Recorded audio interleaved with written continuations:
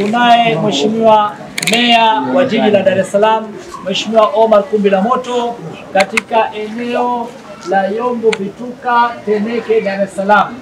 Tumefungua leo msikiti mkubwa mzuri, lakini pia tunafungua kisima hiki ambacho kitasaidia watu wa maeneo haya bila kujali dini, Muislamu sio kwa Muislamu. Hapa atakuwa anachukua maji kwa ajili ya Allah.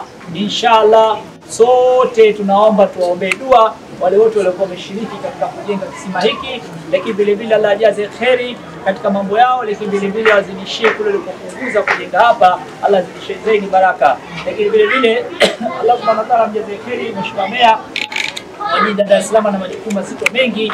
Hivi sasa imetoka karibie, amekimbizana amekuja hapa kwa ajili ya kushirikiana na sisi. Watu kama hawa wachache, viongozi kama hawa ambao wanafanya wanajitoa namna hii kwa ajili ya watu.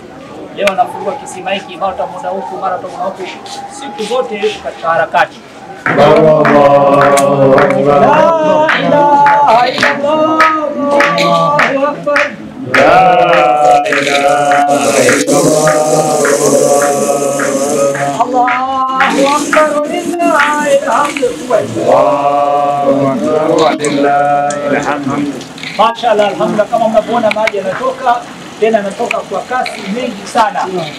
Basi naomba sasa nichukue nafasi hii kumkabidhi zawadi Mheshimiwa Meya wa jiji la Dar es Salaam, lakini pia na sisi Khidmatul Umma tutapokea zawadi. Karibu Sheikh.